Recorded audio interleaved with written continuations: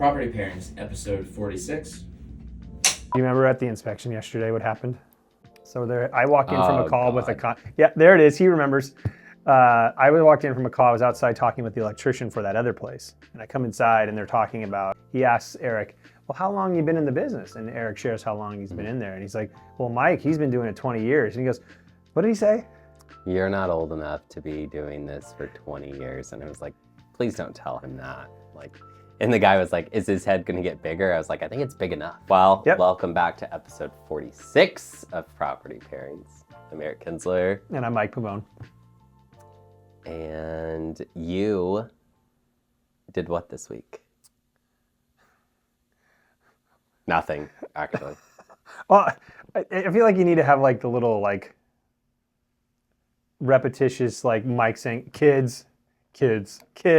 That whole, I solo dadded kids since Sunday. My wife was supposed to fly out on Monday and be back on Thursday. She has a new job and super excited about that. And things are a little out of order. She has to go to an offsite, come back, and then in 2 weeks I get to do solo dadding again because she's actually supposed to do her official onboarding after the fact. Yeah.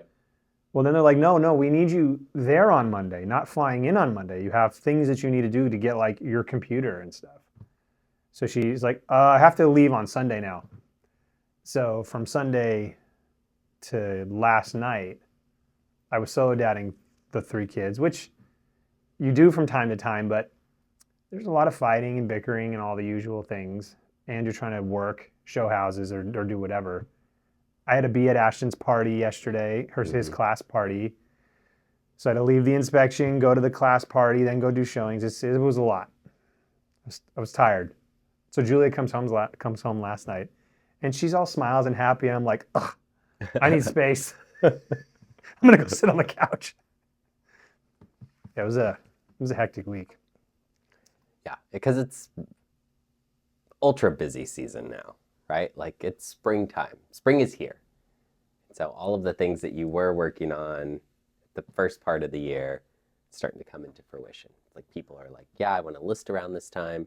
So Mike and I have a listing coming on that he's been handling all of the work, and it's been used as a rental for years. So lots of updates that need to be made from deferred maintenance essentially, but also it's just older.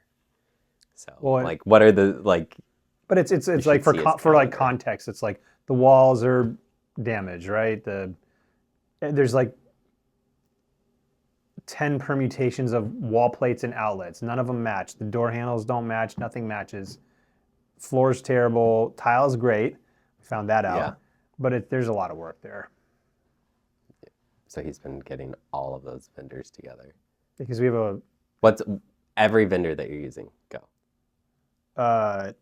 Well, we have the roof cleaning and the window cleaning, the gutter cleaning. That's 1. There's the exterior work for like landscaping. That's 2. There's tile work, which is doing the restoration of all the tile work. That's 3. There's the painter. That's 4. There's the handyman. That's 5. The electrician. That's 6. Duct cleaning. We still have to get that one scheduled. That's 7. Lewis. Oh yeah, Lewis for carpet. That's 8.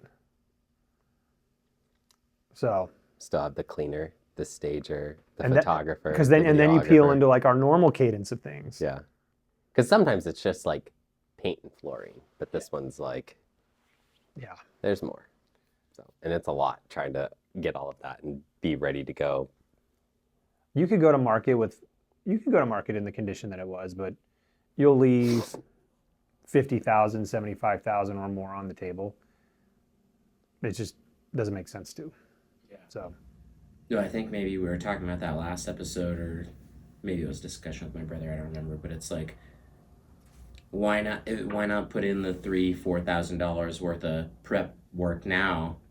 And I'm obviously just throwing a number out there, but like you said, it's like, but could warrant you an offer $50,000 more than what you would if you didn't do that. Yeah, 100%. Well, in this case, we'll probably come in at 38 or so, but it will probably translate.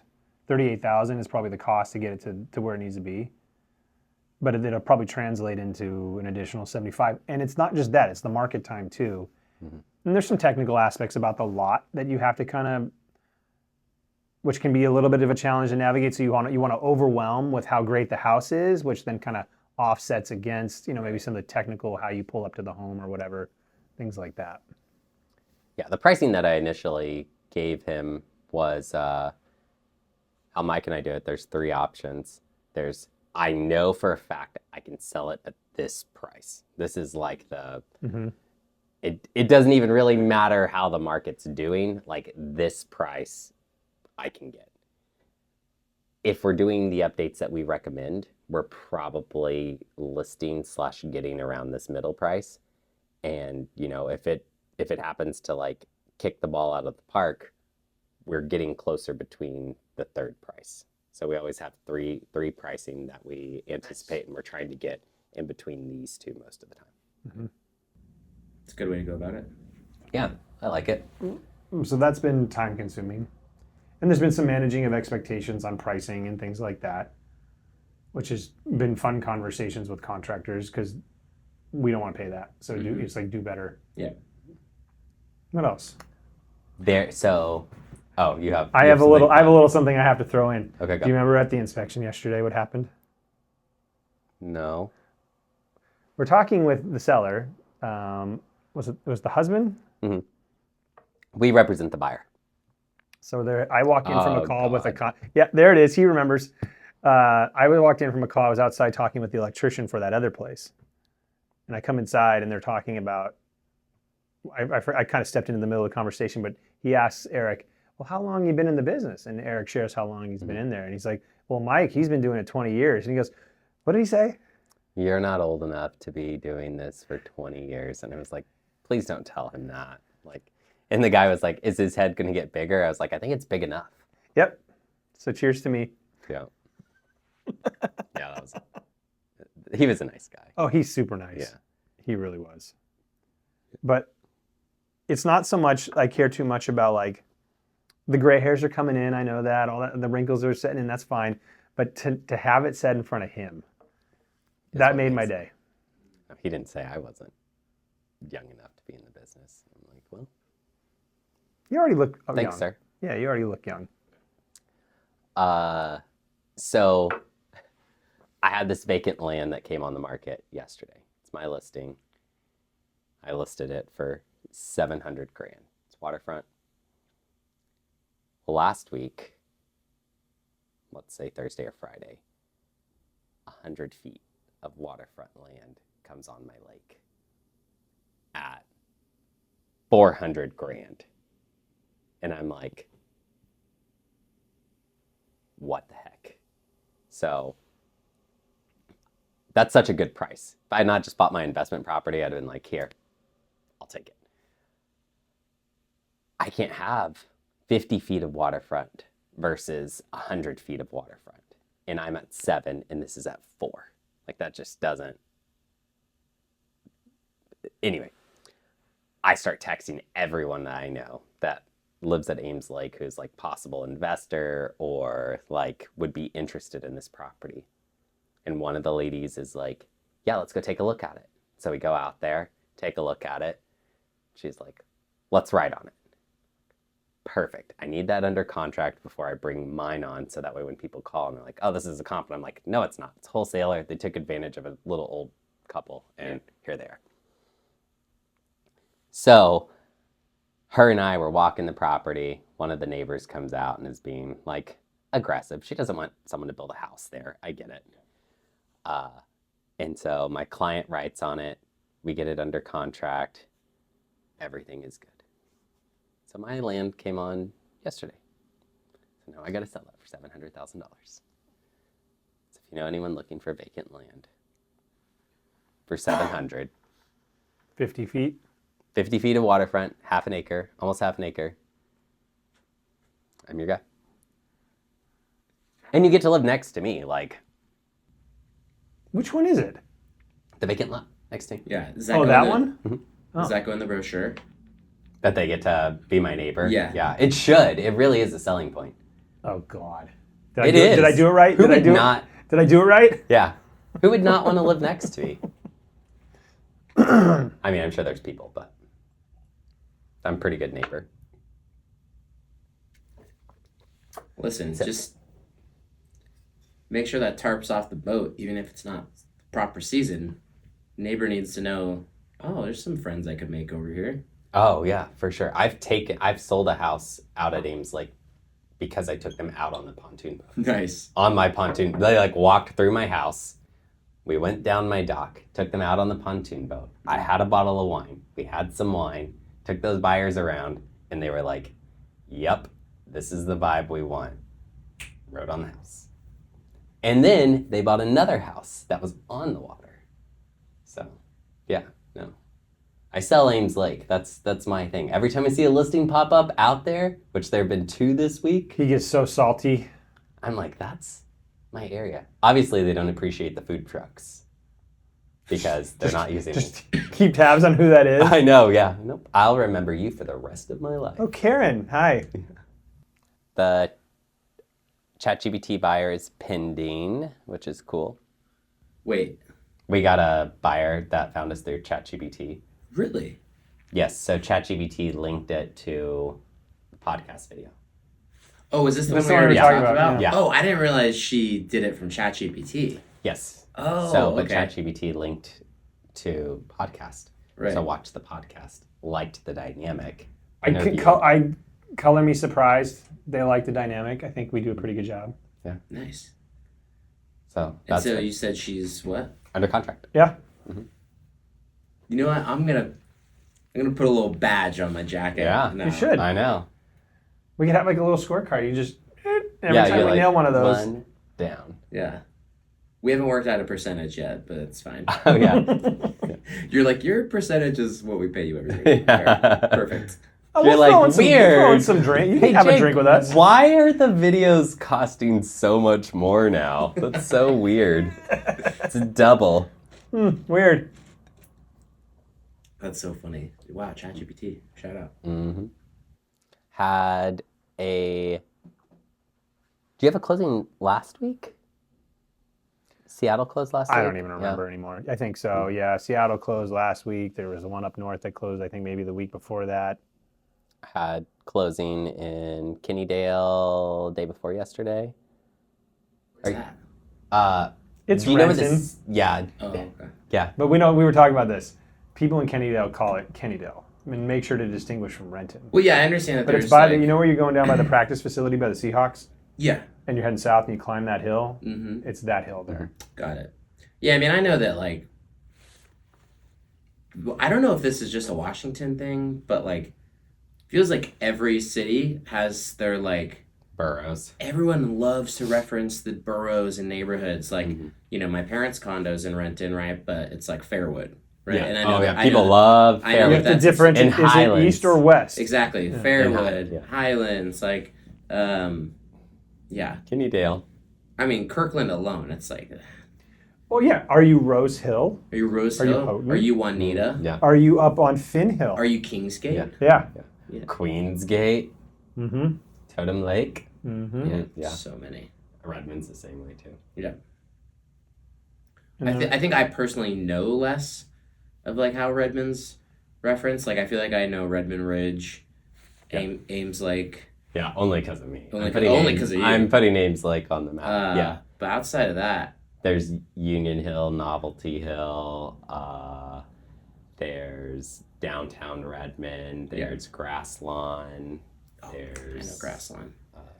Is Marymore kind of its own? No, Or do people just reference that because of the park? Yeah. it's not. Yeah, it's not its own thing. But Yeah. you get around that though. Mhm. There's pockets Yeah. around it too. Bellevue, I feel like I know more, but Yeah. Yeah, I think the ones that have been around longer, it's the same thing with Seattle. Right? Yeah. Like, you know, all the Seattle ones. oh yeah, Seattle's so many. Mm-hmm. Yeah, you do really drill down to those neighborhoods. As you're mentioning that, I'm thinking like, oh yeah, when I was a kid. Oh, are you in Cherry Crest? Yeah, I live in Cherry Crest. Oh well, Oh. good for you. Are you over in Overlake? I'm over in Overlake, or Bridal Trails, or whatever. Yeah.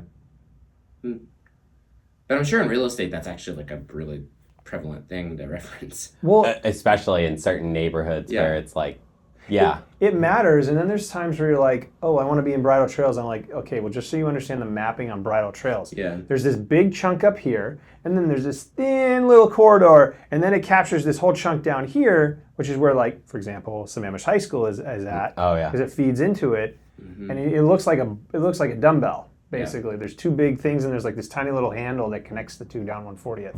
You have to pay attention to this stuff. Yeah. In the pipeline. I mean, that's the one thing about bridle trails. Lots of people will be like, oh, does the toll pipeline go through there? And it's like, yep, it's right in your backyard.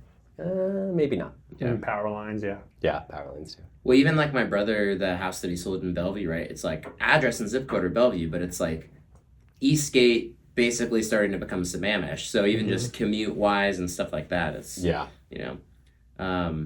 Kinda- No, I'm even imagining like you're selling like a townhome in Cap Hill or something, right? It's like near Cal Anderson Park, totally different than like Volunteer Park, Yeah. you know? Yeah.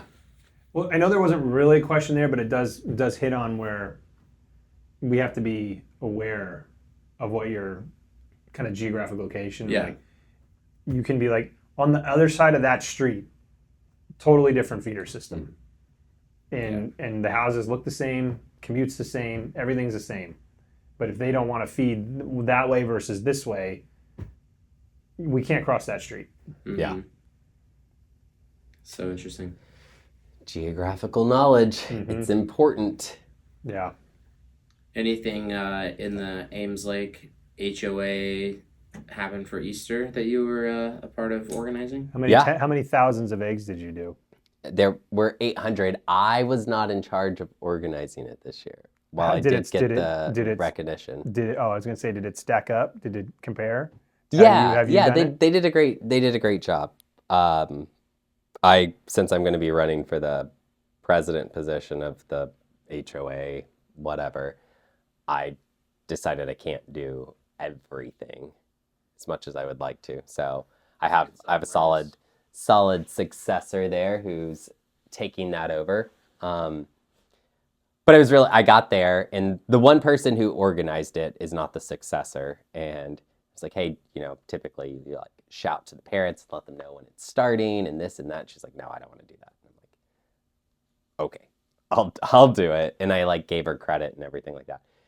And so many people were so grateful. They kept coming up to me and being like, thank you for continuing to organize this. And I was just like, I didn't do it. And they're like, you started it or restarted it. So it was nice. I got to see a lot of people that I've seen over the past. This was our 4th year to do it. Nice. Kids loved it. There was a good turnout. Yeah. Overall, solid. I'm trying to think what's next. We have our annual meeting next, which is where I take over as president. So are you going to be president? I am. Yeah. Oh, it's already like decided. Oh, I mean, no one's running against me. Oh. I don't mean it like in a cocky way, but it's like it's a volunteer. No one wants to do it. It's kind of the way it goes. He's gonna have his own presidential seal. I know. Yeah. Little mug. Yeah. Anything I can put Eric Kinzler and Ames Lake on, I'm gonna do it.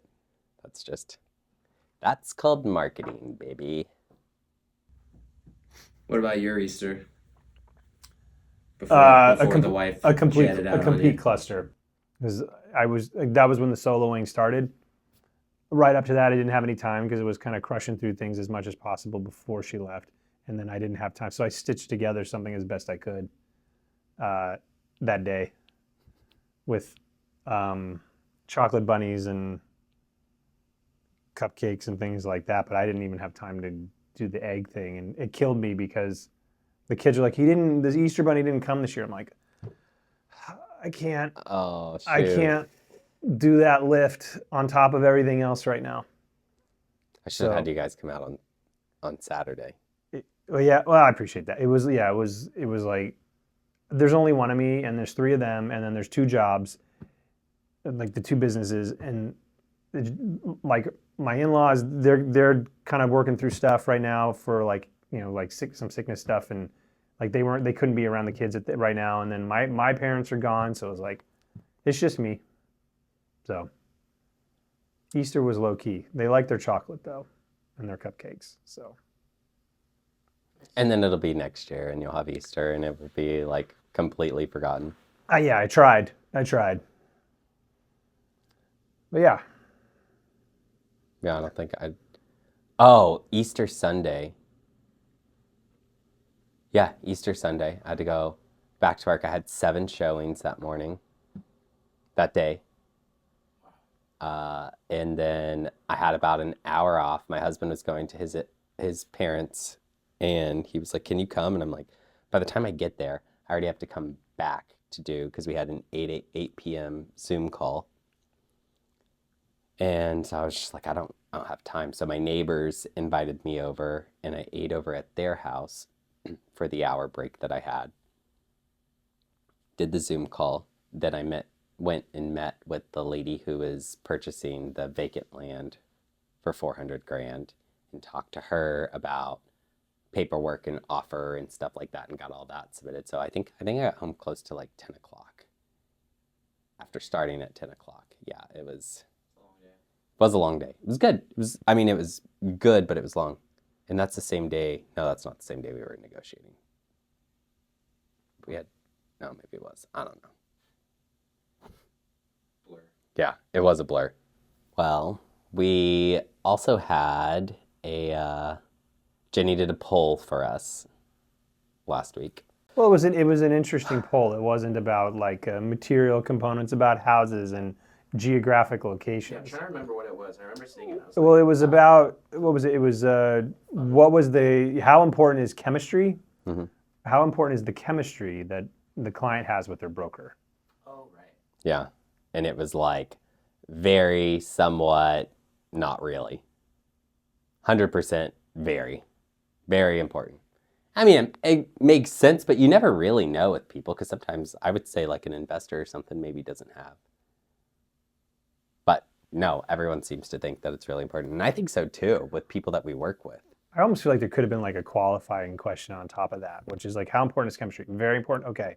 Is it like comfortability, or are you looking for like peer-to-peer, or are you looking like Expertise. Teacher to student expertise? Like, what are we specifically indexing on? Right. Or is it a confidence thing?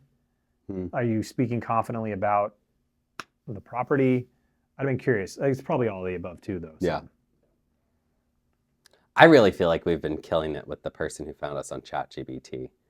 Like, both of our strengths are just like really shining through on that one. That one's been really, really fun to like navigate through and work together. Especially because they happen to be a very sophisticated buyer, and not that that's a requirement, but when pressure testing some of that, and especially if someone's kind of come through that particular avenue of someone coming to us, like there's a lot of questioning that they're asking, because there's not any runway there. There wasn't a handoff from a friend who knows this person before. Yeah, exactly. So that part has been really, really neat for Mike and I, because a lot of times one of us has a client. We have a referral from someone that's used us before, and they're like, "Hey, Eric, my friend Betsy wants to use you to buy our house." So then I'm working with, but this one is both of us, and so getting to utilize both of our strengths, and honesty is really important. Boots on the ground is really important. Expertise is really important, and we had all of that available for them, and that's been really good. It's like, well, I think one of the questions was like, would you let your parents buy this house? And it was like, well, on this one, based on what you really want, no, you're not going to be happy here. Like, let's not consider it. There's going to be more houses. This is not the right one for you. But this other one, when this popped on, it was like, this is perfect.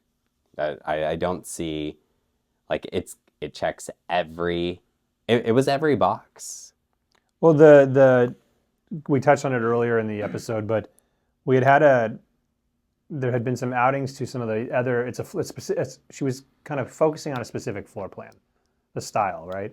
And there's two permutations of that. Well, there's two permutations of the style, and then one where there's a third garage and one where there's not. And then if you have the one where there's not the third garage, there's two permutations of how that floor plan could have been reconfigured. And so we were doing this phone call about some of the other versions of that floor plan that are on the market in that community, and really liking it, but for one reason or another is not quite getting there. Mm-hmm. And we wrapped the call, and I said to Eric, there's a version of this floor plan that doesn't pop up very much, and they stopped building it. That part I forgot until she mentioned it. I was like, yeah, they stopped building it. Yeah. Because the builder's just like, I'm not doing that anymore. Where they took the third garage and you could choose from two different ways that garage was incorporated into the home. And it doesn't even look like it was a garage. It's just, that's an extension of the house. I was like, if that one pops up, I've only seen it like 3 times in 20 years. And it's been on the market more than that. But like, I haven't been looking for a client at that moment in time, but I've seen the two permutations. This happened to be one of the two, of course. And it's like, if that pops up, that's the one for her. Mm-hmm. And the next day, at whatever time it came on the market, 11 a.m. or whatever time it came on, I was like, there it is. I was like, it just hit. Yeah. It just hit. And I was like, send. And then the rest of the story goes, he was out there and he was able to get the tour and go do the video. Because to be clear, this buyer who found us through ChatGPT, interviewed us in person, bought this house sight unseen. Mm-hmm. Like, didn't step foot in the house. It was all just based on trust with Mike and I, in video and chatting through options. And and she still hasn't been there. No. And won't be there until probably a month or so after it closes. And after we get the house ready for her. Yeah. So, we're doing everything remotely, but we established a level of trust really quickly up front, because we're not just selling someone a house. There's more to it than that. It's making sure that there's a relationship and repeat business in the future. It's like, hey, I hope that in the future she needs to sell the house, she comes back to us because we've stayed in contact, we've kept her apprised, we were honest, we're doing all of the right things. We definitely want to take care of her, and at the end of the day, that goes go past the date we turn over keys too. Right. We already have the marching orders on the things that she wants to achieve in the home before she even starts the process of moving in. So, yeah, there'll be some pickup for about a month after that, and just getting the home ready. It's cool. This is probably like maybe our 4th time or so that we've sold a house through FaceTime or video. It was really popular during COVID. But yeah, it's really neat when someone's like, and it's not a cheap house. Right. So. Well, no, and. Yeah, you guys don't really do that. Well, the pressure's on. Well, no, it's not about that. It's just like, that's a huge purchase to not even like be able to walk in and see it yourself. Yeah. Well, so the trust is a big thing. Mm-hmm. And so working very hard to instill the confidence component. So I guess it comes back to even our poll, you know, right? Yeah. So the confidence is there, and the trust, and the transparency and the visibility that they're looking for, she was looking for, and pointing out the things that might need to be addressed. So yeah, I could probably on 2, maybe 10 times if I ever sold a home where someone hasn't seen it. Mm-hmm. And they get there and they're like, this is perfect because we do all the homework up front. Morning. Oh, I'll do a fast cold brew Costco thing. So. Did you run out? Jared is the shopper. Jared's my husband. He's a shopper. The one thing that I ask for is Costco cold brew, and I don't want to run out. So he always buys 3 or 4 packs of Costco. He buys that many? I only ever see 2. It's a 12-pack. 12-pack. They're stacked. They're stacked in the kitchen. Every morning. I had 2 left, so I went ahead and two 2 cold brews, not 2 packs. 2 left. So I pulled out the cold brew and I left the box with the paper. And I'm the guy who like tears down the boxes, puts them in the recycling. This one, middle of the kitchen counter. I'm like, Did you leave a note? nope, just left it there. Shortly after the cleaners were there, so it's like clearly he's running out. So his buddy's in town hanging out too, and they decide, he was like, I'm going tomorrow to get your Costco cold brew. Tomorrow I was going to drink my last one. And I'm like, okay. And he was like, even Ben has said we can't not go get his cold brew. So they went on this long hike in Gold Bar, like Wallace Falls, where there's a bunch of waterfalls. And after that, they went straight to Costco, bought my 3 packs of cold brew, brought it back. So this morning, had my cold brew. You do not want to be around him without his cold brew in the morning. It's just, it's a thing, and it's so easy. It's like you could do Instacart. I don't care how it gets here. I'm just not going to go to Costco to get it. And it has to be Costco? I think so, because it's in a can. Right. I don't know that there's It's other canned cold brews. I don't care. It's the experience, though. It's the tactile. It's the taste. I'm sure it's the whole It's thing. the routine. I wake up, I do this, I do this, I do this, I grab my keys, I walk around, I walk to the fridge, I pull out my cold brew, I grab my laptop bag, I slip on my Chelsea boots, I walk out the front door, I get in the car, drive up my driveway. As soon as I get out of the driveway, start drinking the cold brew on the way to work. It is... You know he's having a good day when you don't hear about it. You know it's a bad day when you do. Like when you've had... either when you've run out, or when there's a traffic jam or something like that. It's just like messing with his whole routine. Nope, not going near that. He's like, it's 9:15. You're just now getting in.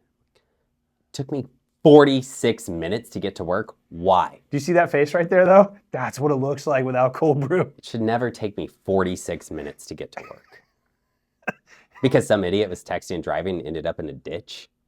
The curls, they fling a little more aggressively. Yeah. Oh, I get so, because then everyone just wants to rubberneck, and I'm like, leave them there. You know what I'm gonna do? You know what I'm gonna do? Yeah, you've seen it crash before. And it's not even a crash. They're just in the ditch. Someone's gonna save them. Like, why are we driving slow looking at them? This is my mornings when he doesn't get his cold brew. I'm gonna have emergency cold brews in the office. We should have we'll some. We'll have extra. Allison go, help us out, or we'll go together. We'll make a little field trip out of it. Yeah. We'll get emergency cold brews. Cold We'll have brews an are IV drip version. Yeah, that would be good. There's one I want you to try. Oh, I will try different ones. Yeah, go. Yeah. But it can't be in a big plastic bottle. No. Or Next time I'm at Whole Foods, I'm gonna grab one. I'm not gonna tell you the brand yet. No, I just want you to just go for it one day. What's the deal with it? Is it like... It's just a really good coffee brand, Yeah. and as far as canned cold brews go, it's the only. Because I've seen some generic ones, and I've tried some that I'm just like, ugh. This one is probably one of the Do few you do I cold would- brew? Not often. If I do, it's like on tap at a cafe, you know? Yeah, I do. The canned ones, the one that I would want him to try is probably the only one that I do. And it's probably one of like 3.